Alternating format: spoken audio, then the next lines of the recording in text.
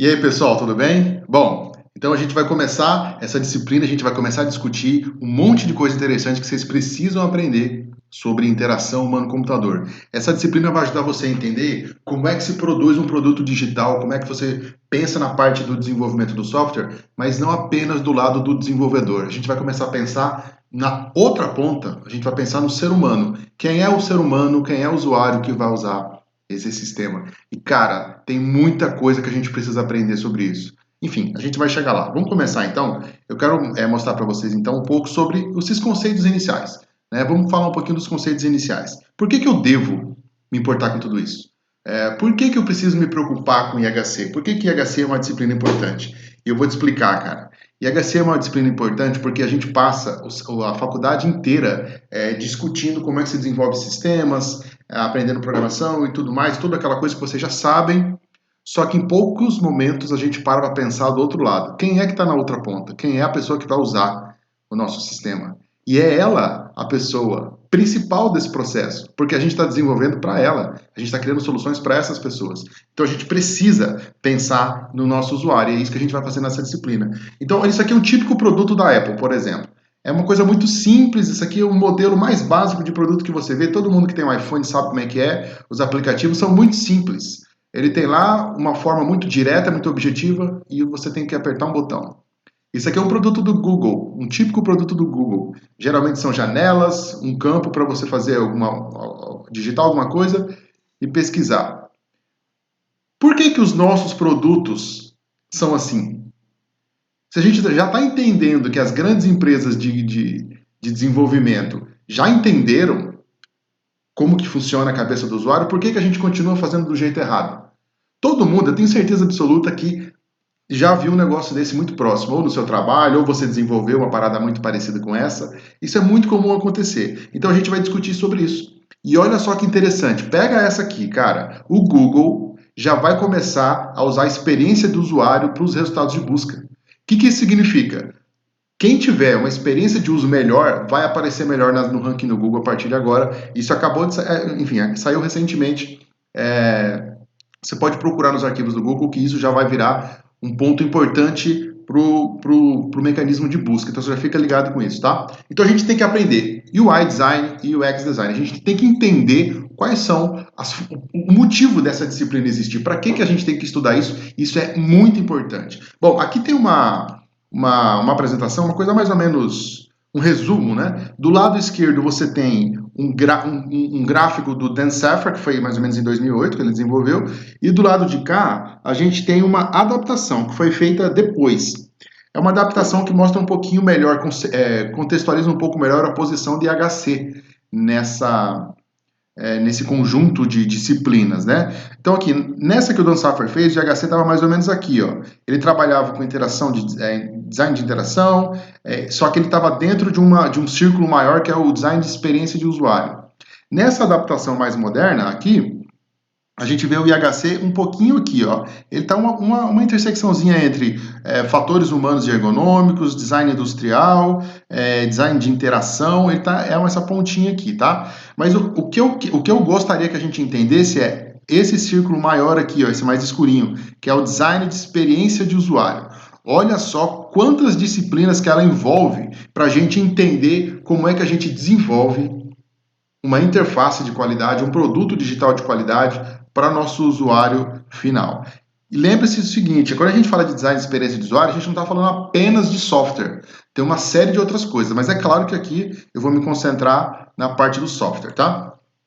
Então vamos continuando aqui, ó. O Norman, que é um dos grandes estudiosos, na verdade é o cara que cunhou o termo, né, de UX, ele diz o seguinte, que existem 3 níveis de design, que é o reflexivo, o comportamental e o visceral. O visceral é aquele que você não tem muito controle, porque é aquela primeira sensação que você tem quando você vê uma interface, quando você reage impulsivamente sobre uma interface. E você não tem muito controle sobre isso, né? E você não tem também como julgar muitas coisas. É o primeiro impacto que você tem. No nível comportamental, você já tem um pouco mais de controle sobre isso, mas você também é influenciado pelo nível refletivo e pelo nível visceral. Então, como que você se comporta diante dessa interface. E a gente tem um nível reflexivo que é aquele nível um pouquinho mais profundo, é aquela que vai levar mais tempo, de repente até anos, para poder se dissolver dentro da sua consciência. Então, é aqui onde fica a experiência. É de fato onde guardam as memórias do usuário. Quando ele usa um aplicativo, quando ele faz alguma coisa, quando ele compra um produto, enfim, são vários os sentimentos envolvidos durante essa interação, e esses são os 3 níveis que Don Norman define do design. E a gente vai estudar um pouco desses níveis. Eu vou explicar para vocês algumas histórias que já passaram comigo. Essa aqui eu tirei uma foto que eu estava dentro do Banco Santander. E a hora que eu vi isso, eu falei assim, cara, não acredito nisso, cara. Eu preciso tirar uma foto disso aí para mostrar para meus alunos. Já faz tempo isso, tá? Mas eu tirei a foto e falei assim, eu vou contar essa história. Olha só que interessante. O cara colocou um tutorial para poder explicar como é que fazia para achar o extrato de cartão de crédito. Na minha cabeça, se o cara coloca um tutorial para você encontrar o extrato, é porque o design falhou miseravelmente.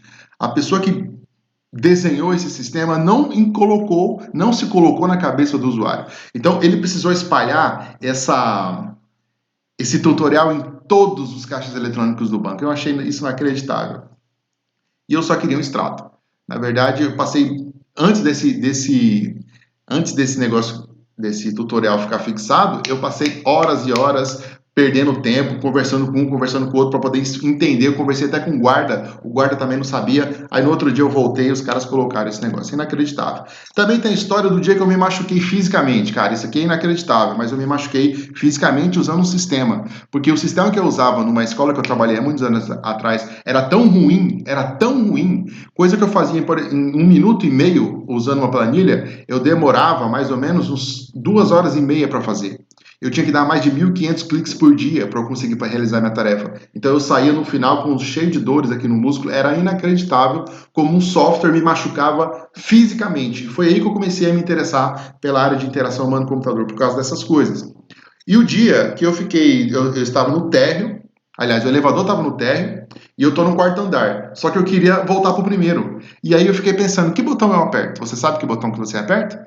O elevador está no térreo, você está no 4º e você quer voltar para o primeiro. Qual botão que você aperta? Para subir ou para descer? Pois é.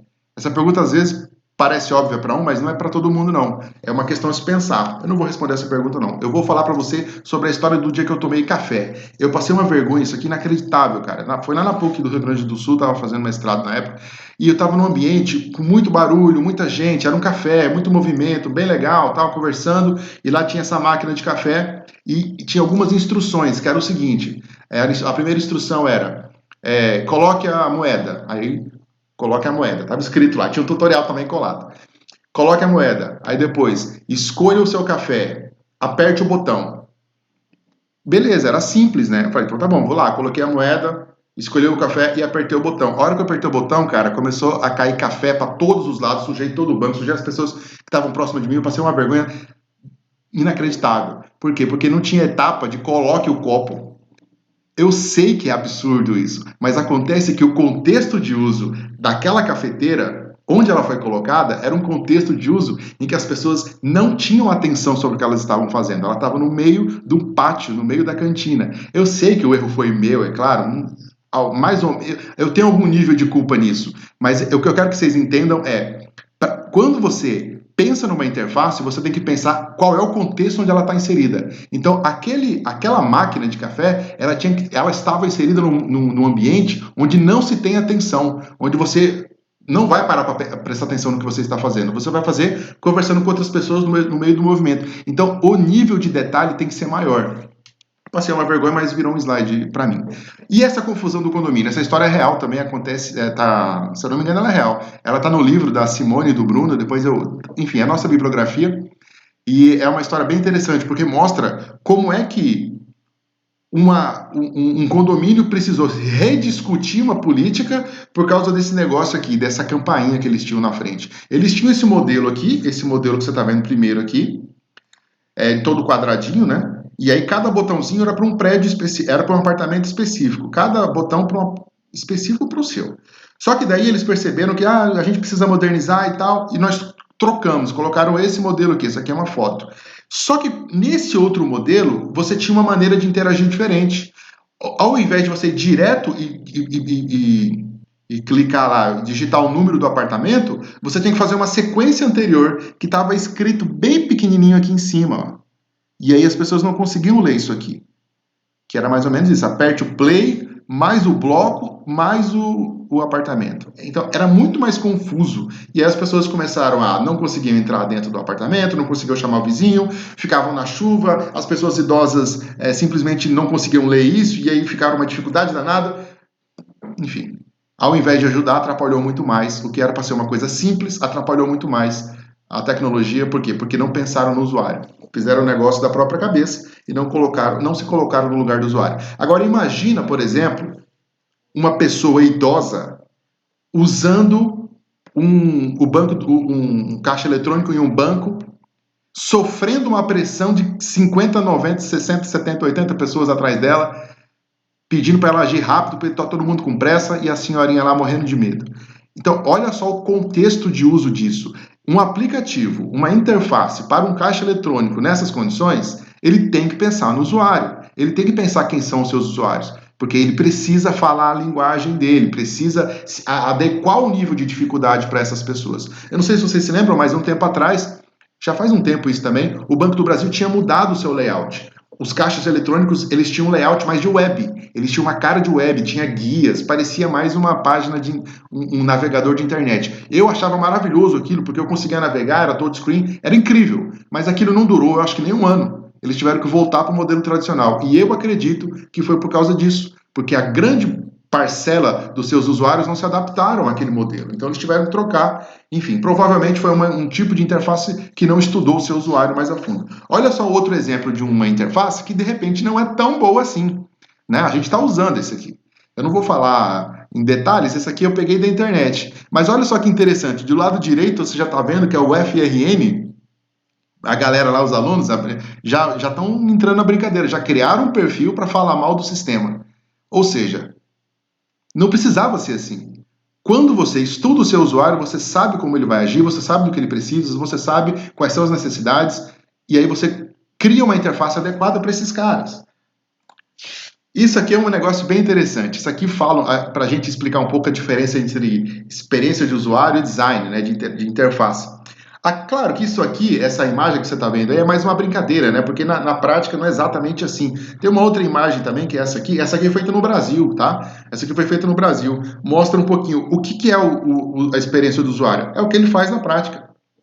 E o que é o design de interface? É aquilo que a gente desenha. Então existe uma diferença ali. Mas na verdade essa imagem não é muito real, não, porque quando você faz um negócio bem feito, o design de interface, o UI e o X, eles se comunicam, tá? Tanto é que eu fui atrás dessa imagem, achei esse lugar, uma delegacia, se eu não me engano, em Curitiba, e tem uma pessoinha andando no lugar correto, onde o designer projetou. Então, assim, essa discussão é mais uma brincadeira mesmo para a gente entender o que é que o usuário faz e o que é que ele precisa, o que é desenhado para ele, tá?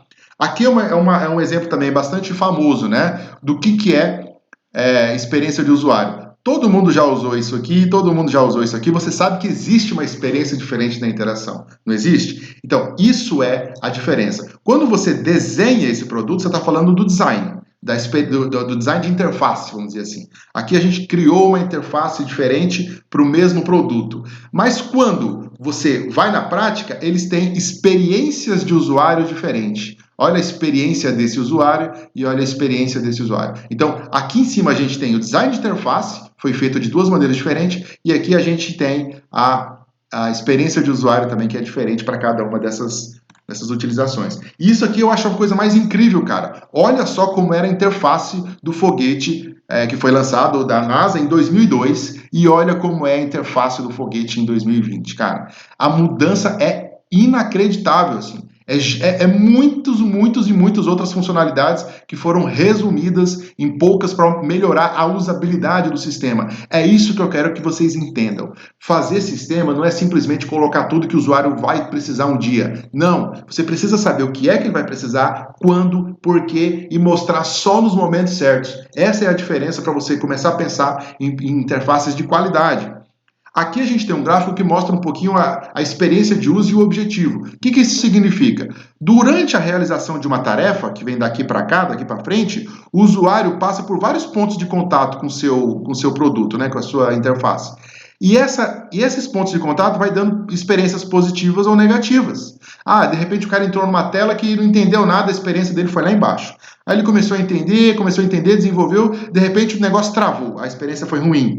E aí, esses altos e baixos, isso acontece com todo mundo, não tem como fugir. A experiência de usuário é sempre assim, ela vai, desce, sobe, desce, sobe. O que a gente precisa fazer é tentar manter o máximo possível a interface entre essas duas linhas aqui, que seria uma linha mediana. Ou seja, tentar manter uma média interessante, uma média boa de experiência do usuário nas nossas interfaces, dos nossos aplicativos. Então aqui está um pouco da diferença do que é UI e UX, né?